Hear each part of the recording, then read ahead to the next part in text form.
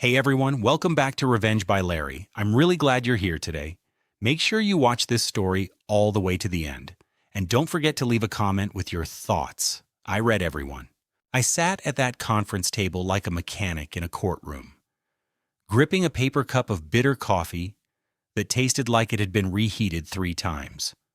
Across from me, Sabrina, Lydia's brother's wife, straightened her blazer like she ran the place and said, "Grandpa's estate is around 11.4 million, and outsiders shouldn't see a dime?" She didn't look at me when she said outsiders, but she didn't have to. The air had that overcooled hum, and everything smelled like lemon cleaner and dust anyway. The table was polished to a fake shine, but it didn't cover the tension. I kept my elbows off it like I was trying not to smudge something expensive. "My name's Darren. I'm 38. I live in Fort Wayne, Indiana. I'm a route manager for a beverage company. I track deliveries, patch up problems, and stay out of drama when I can. But today, no chance." Quick note. Before we start, share in the comments how's your day going and where you're joining from. And let's continue. Lydia sat beside me, staring forward like she was watching traffic. Dead quiet. Hands folded. That's her move when her family's about to say something I'm supposed to pretend doesn't bother me. Her brother Colton leaned back like this was his office. Their parents, Harold and Denise, sat hip to hip, whispering things I could still hear.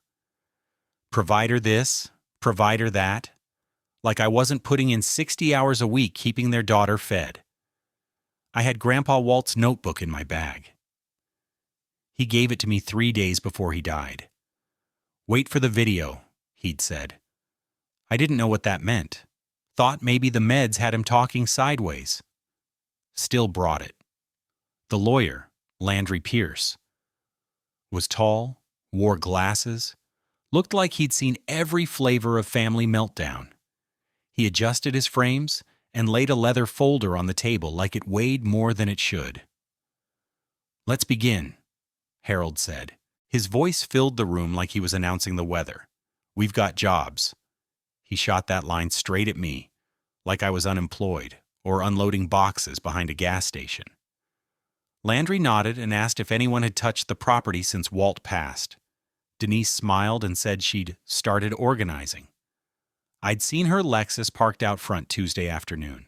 She hadn't been organizing anything. She'd been shopping. Sabrina folded her arms like she was grading a pop quiz. "Let's get to the real inheritance," she said, tone sharp as glass. I didn't say a word, just gripped my coffee tighter and watched Landry open the folder. Landry didn't blink when Harold huffed about the house, needing to be prepared. He just repeated the same question, quiet and clear. "Has anyone accessed the property or accounts since Mr. Whitmore passed?" Harold tapped his watch like he had better things to do. "This is all a formality. Someone had to prepare the place to list." That word, list, hit wrong. He said it like the house was already gone, like we were wasting time on a done deal. I kept my eyes on the table. The grain ran in tight little swirls, like it was trying not to scream. I thought about Tuesday. I'd driven over after my morning route to water the spider plants in the back room. 2 windows in the sunroom were open again. I'd shut them the day before. Denise had been there. I saw her Lexus. She wasn't alone either. Some guy with a clipboard and a woman in a fitted blazer walked the place like they were prepping it for photos.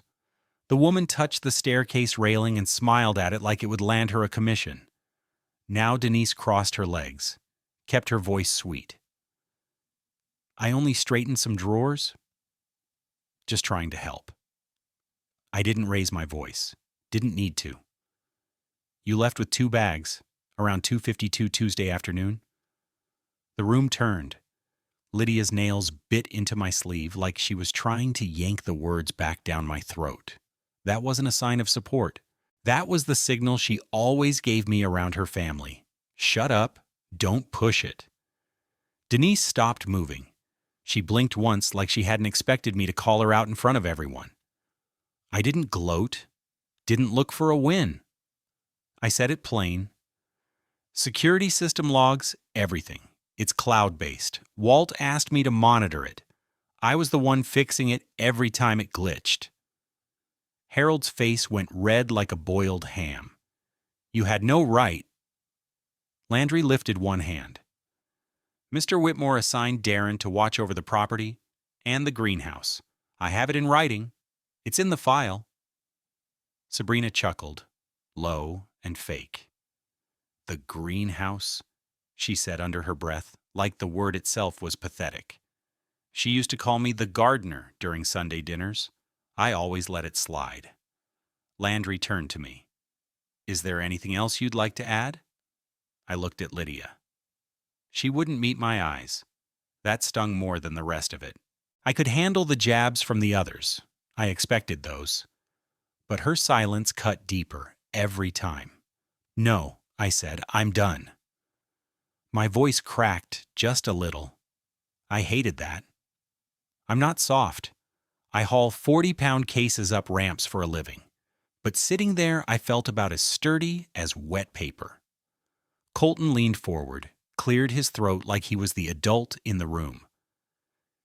Can we please move forward? His voice had that fake calm tone, the kind you use when you're trying to look good in front of the camera. Like I hadn't caught him on Grandpa's laptop, checking house comps and emailing realtors about off-market sales. Landry clicked his pen once. It was the only sound in the room. Let the record show. Any early movement on the property or valuables will be documented and may be treated as interference. Then he flipped to a fresh page and waited. No one moved, not even to breathe. My fingers hovered over the edge of the table, twitchy. I wasn't brave. Not in that moment. I just felt done. Worn out from years of holding my tongue and trying to keep peace with people who'd rather I didn't speak at all. I looked down at Walt's notebook in my bag. I could hear his voice again. Slow, steady, telling me to let the tape speak. So that's what I did. I stayed quiet and waited for the reading to start. Landry adjusted the papers in front of him and said the will had been updated 7 months earlier and that it superseded everything that came before it. Lydia blinked twice, fast, like the word superseded landed somewhere she didn't expect. She stayed facing forward, jaw tight. Harold leaned in.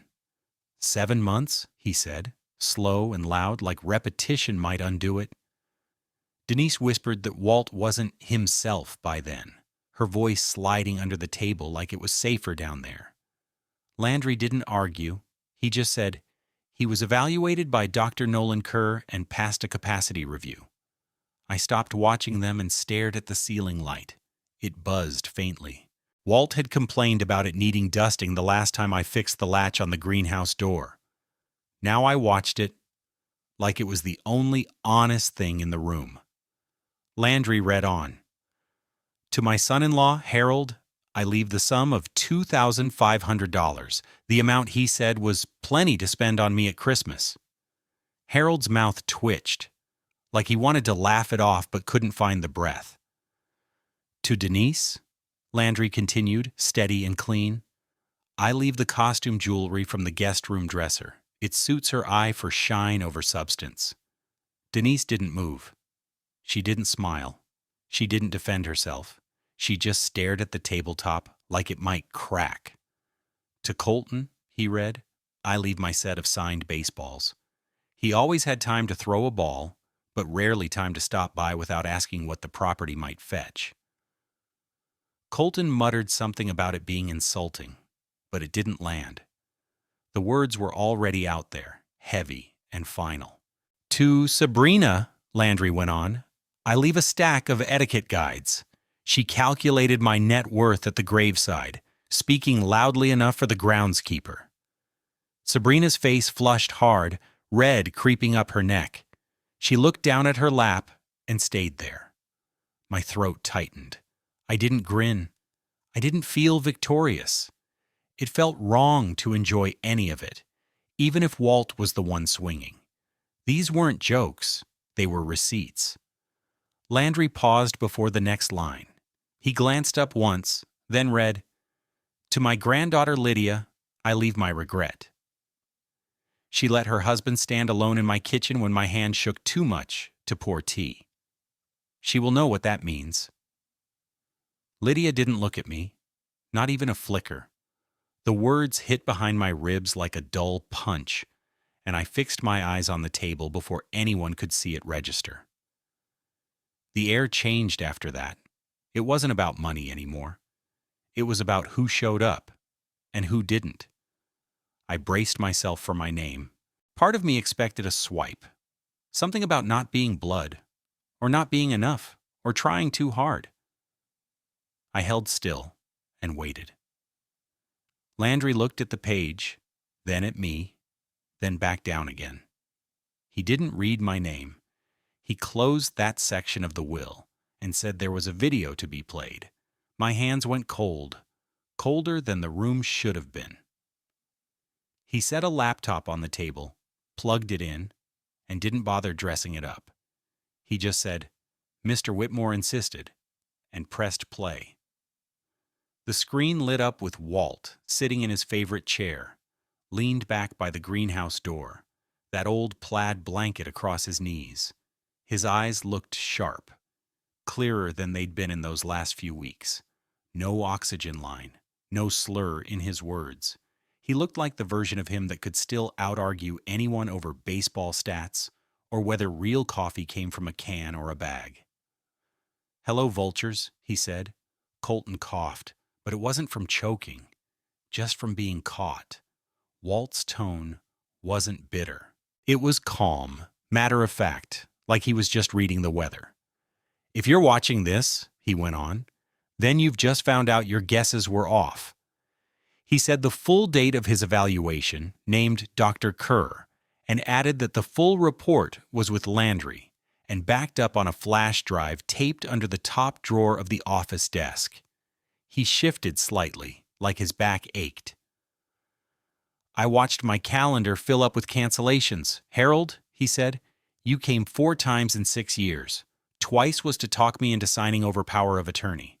Once was to get a document notarized. The last was to ask if the basement still leaked before you brought an inspector." Harold's teeth ground together. I could hear it. Landry didn't move. "Denise," Walt continued, eyes narrowing just a little, "I wasn't asleep when you put on my late wife's rings and dropped my Cartier watch into your tote. That watch is insured for $36,000. The serial number is registered. You smiled at yourself in the mirror and called it classic." "I still remember." Denise's hands folded tight in her lap, knuckles pale. Nobody said a word. "Colton," Walt said, "you brought that realtor who thought I couldn't hear.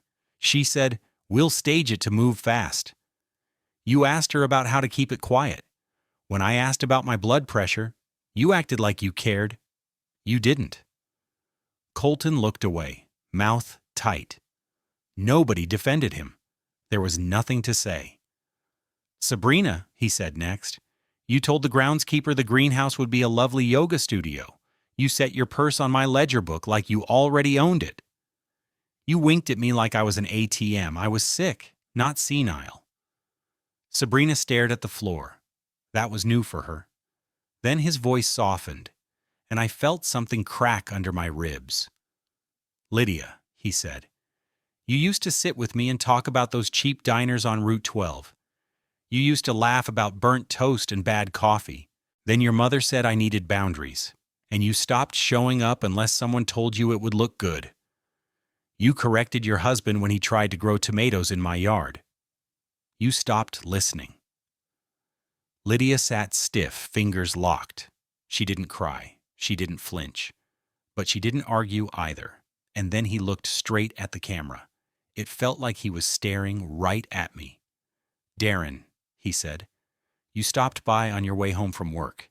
You watered my plants. You fixed that dumb security panel when it froze. You didn't ask me for a thing. You brought coffee when I couldn't sleep and read out loud when my hands shook too much to hold the remote.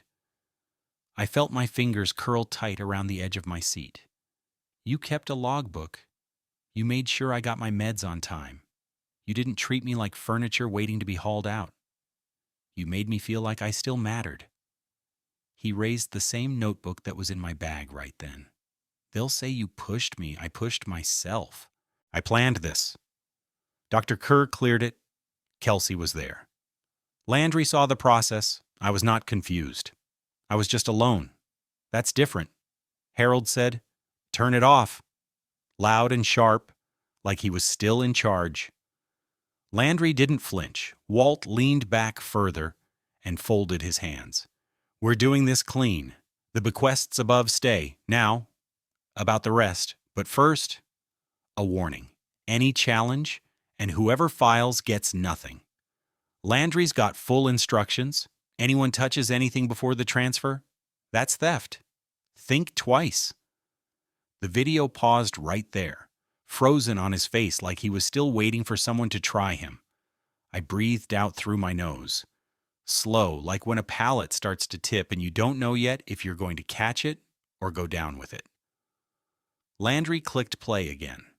The video jumped, then Walt was back on screen. Calmer somehow. Like he'd already said the hardest part, and now we were just finishing the work.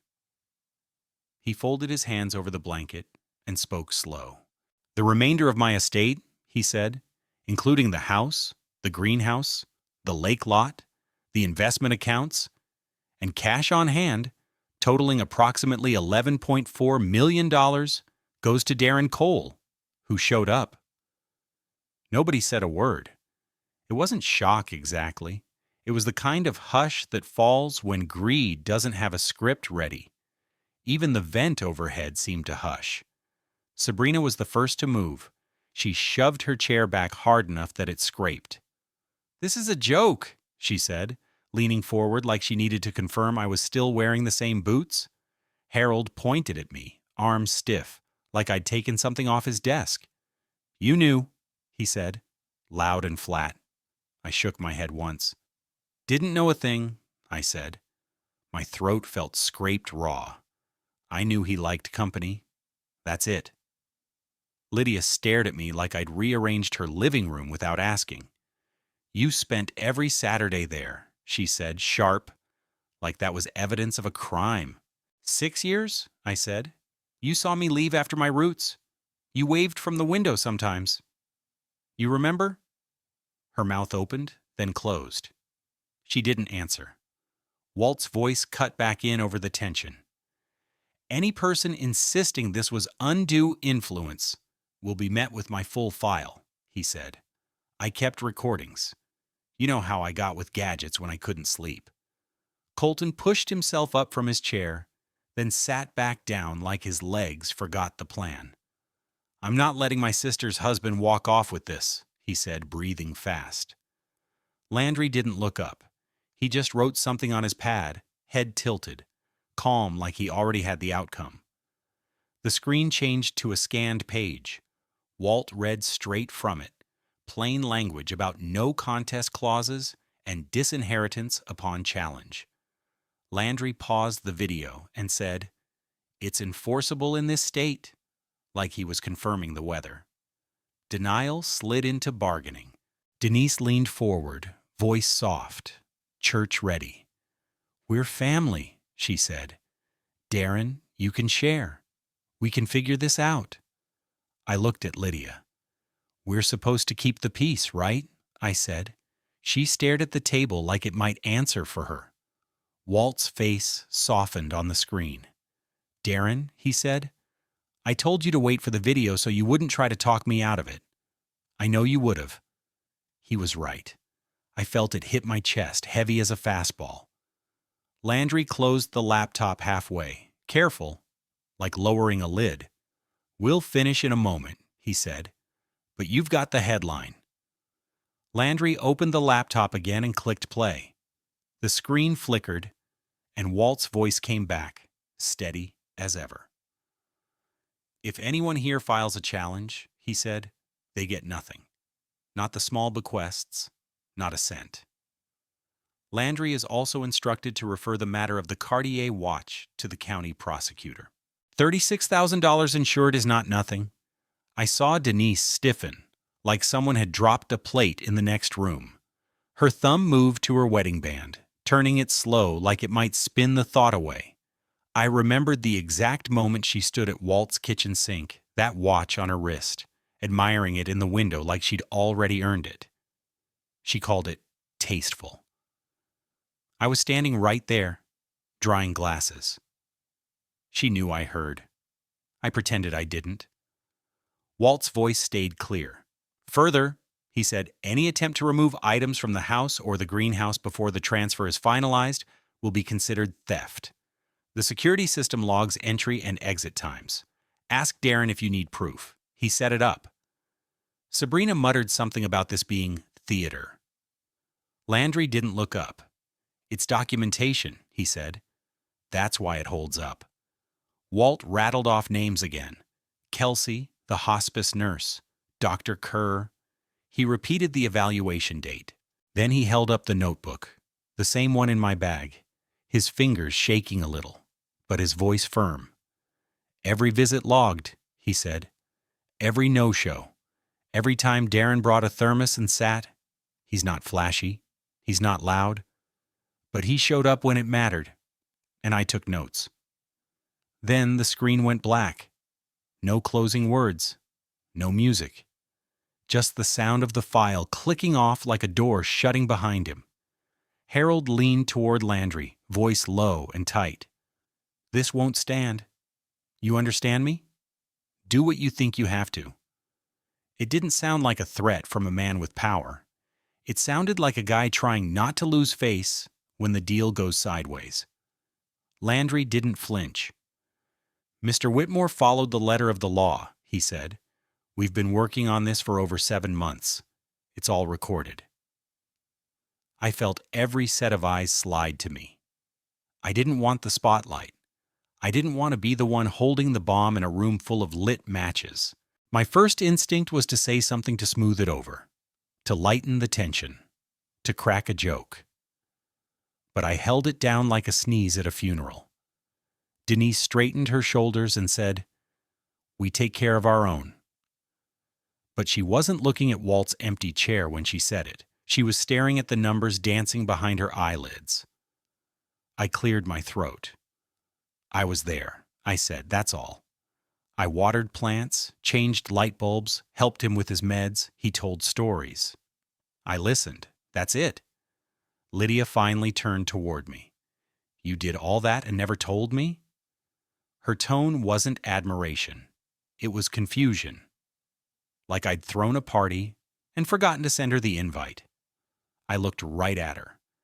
You told me it made your mom uncomfortable when I stayed late. You said keep it quick. Saying it now, in front of everyone, made my ears burn. But it was the truth, and I was done burying it. Landry shut the laptop and folded his hands like he was calling time at a game. We'll move to signatures next, he said. Then we're done here. Unless someone feels like writing checks to their own lawyers. Harold leaned forward like he was gearing up for a lecture. A real man wouldn't take money from someone he wasn't even related to by blood, he said, slow and smug, like he was teaching a lesson I'd already failed. I stared at the paper cup in my hand. The coffee was cold and bitter, but it gave me something to look at besides his face. I could feel his stare drilling into the side of my head, waiting for a reaction. Denise came in softer. That's her strategy. She leaned slightly toward me and said, Darren, I know this is overwhelming, but could you at least consider dividing it? Fair shares, for the sake of the family. Fair shares. I almost laughed. I thought about the first few years of Sunday dinners, when there wasn't a chair set for me at all. Lydia would whisper, It's fine, just pull one from the porch, like it was normal. 9 years, and I was still treated like a guest who overstayed his welcome. No, I said, one word, no decoration. Family shows up. You all showed up for calculation. It wasn't some big speech. It was just the truth. They didn't want Walt. They wanted his square footage and portfolio. Colton gave a short, nervous laugh, then looked at Landry and shut up fast. Sabrina crossed her arms tight across her chest and stared a hole through the wall, nostrils flaring like she was trying not to snort fire. Lydia looked at me finally. Her voice was soft but urgent. "Darren, don't do this. We can work something out." I didn't soften. "Figure it out with them," I said. "I didn't sit with him on Saturdays to make a play for anything. I did it because I liked the man. If he left me this, it's because he knew exactly what he was doing." Denise shook her head and sighed, like I was embarrassing the room. "Think about appearances," she said, like the word had legal weight. She always used it like it could pay a mortgage. That was it for me. I stood up, not fast, not dramatic, just enough to stop feeling like I had to shrink to stay in my seat. I looked at Landry and said, "I'm done here. What happens next?" He nodded, already flipping a page on his legal pad. "The house transfers to you immediately. The remaining assets will finalize within 75 days. Then he paused, looked me square in the eye like he wasn't reading this part from any script. "He wanted you to have somewhere to go." He slid the pad an inch toward me. Just a gesture, but it felt like he was shielding me from the heat in the room. That line hit hard. Not because of the money, because Walt knew. He'd felt that same weight in this exact room, maybe more than once. I nodded once. Then I gathered my bag, slow, and zipped it up. I didn't look around. Lydia reached for my forearm, not to pull, just to stop me. Her hand rested there, almost gentle. "You're not leaving," she said.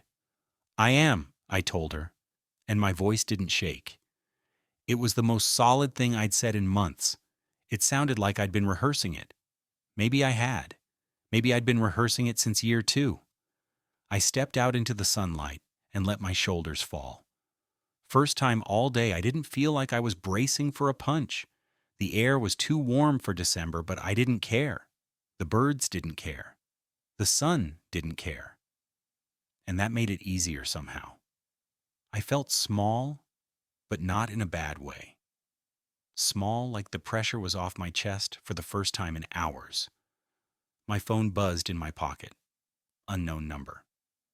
The message was short and straight from Landry. "Mr. Whitmore left you a letter at the house. You'll know where." I looked down at my bag on the passenger seat. The notebook was there. The same one Walt handed me, with his shaky grip that last week. I remembered then. He'd slipped a smaller envelope inside, tucked like a bookmark between 2 pages. I hadn't opened it. Never even peeked. That's not who I am. I sat behind the wheel and stared through the windshield long enough for everything to blur. I wasn't crying about the money. I was thinking about that Friday night 2 months ago, when Walt couldn't stop his hands from shaking, and I held the cap of the thermos to his lips. No camera, no audience, just 2 guys, one worn out, and one doing what needed to be done. The phone buzzed again.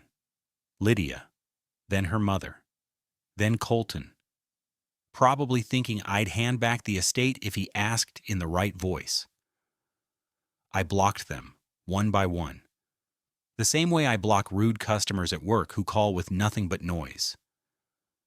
I typed out a message to Lydia, "I'm going to the house." But I didn't send it.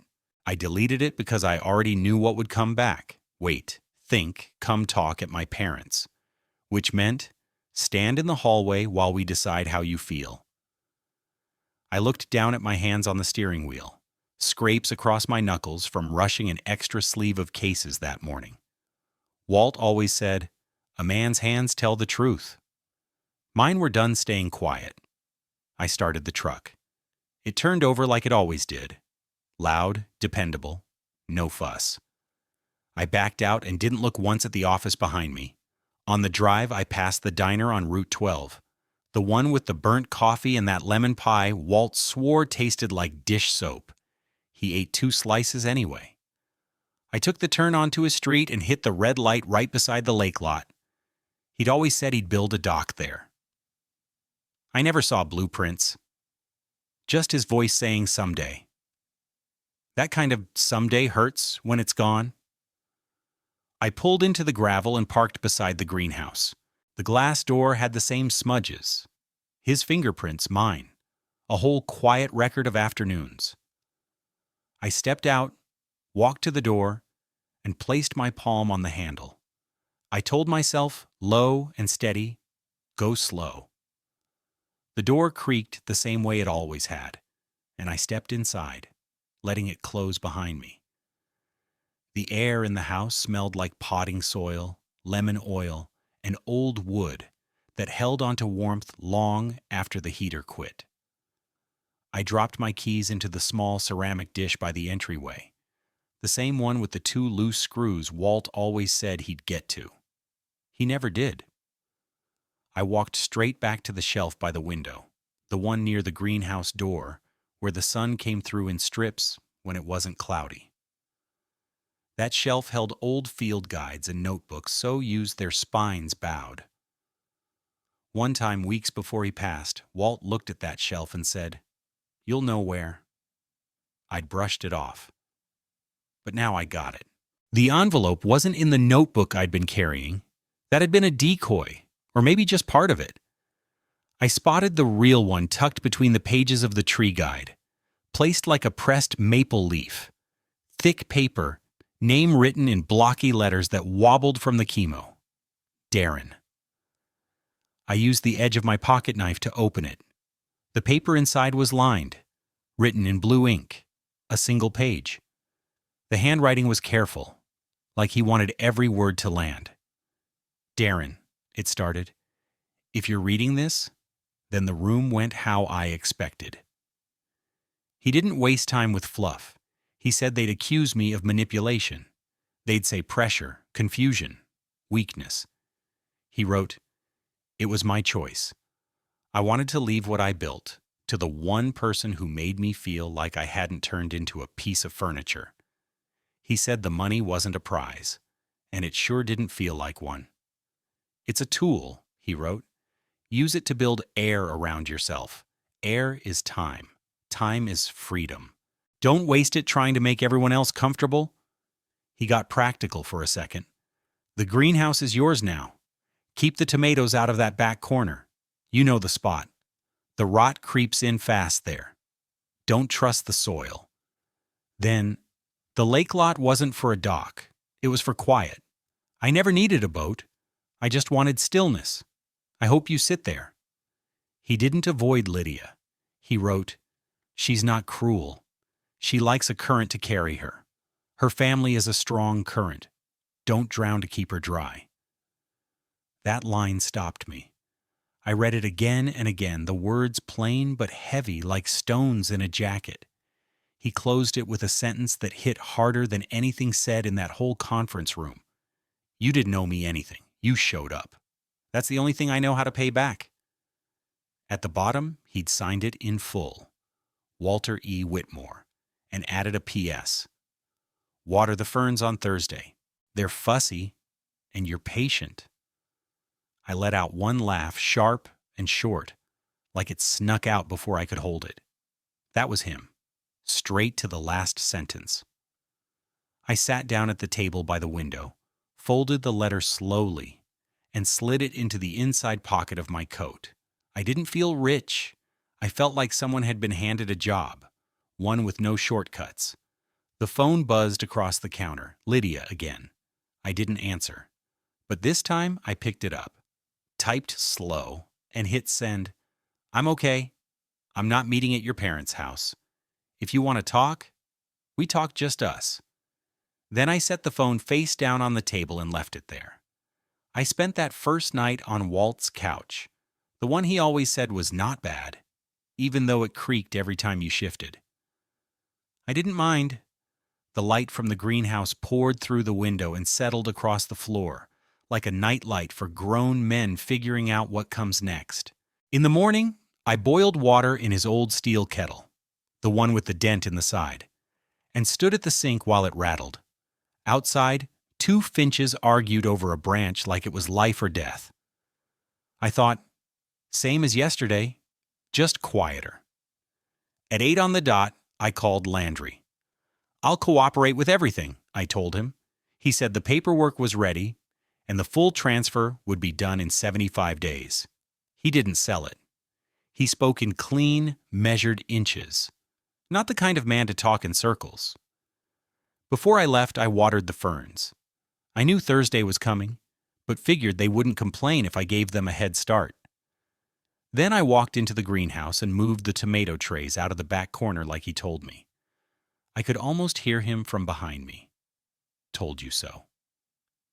That afternoon, Lydia texted, "Let's meet at my parents' tonight and clear the air." I stared at it until the screen dimmed. I typed one word, "No."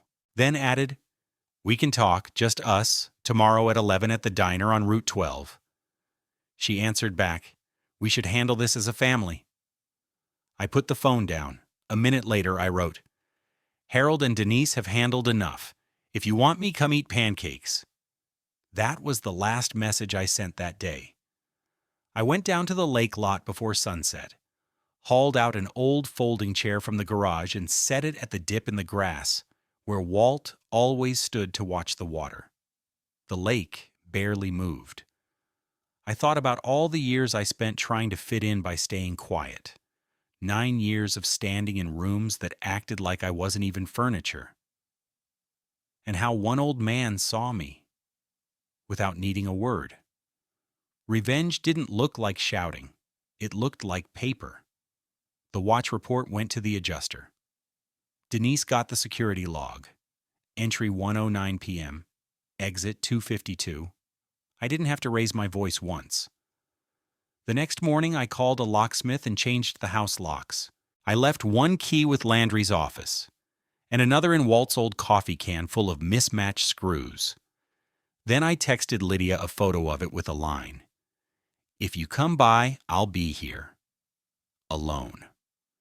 At 11, I sat at the diner with black coffee that tasted like mop water and pancakes that hit the spot anyway. Lydia walked in and sat without hugging me. We talked for 40 minutes, just us. No parents, no audience. I told her I was done being the husband who keeps the peace. She asked if I'd share the money. I said no. I offered to split the cars, the furniture, anything we bought together, clean and fair. I said I'd file papers next week. Then I left cash on the table, walked out the door, and into a day that finally felt like mine. Quick thing before you head out, can I ask you this? When family pressure clashes with your boundaries, do you walk or appease? Hit hype, please subscribe and like, and leave a comment.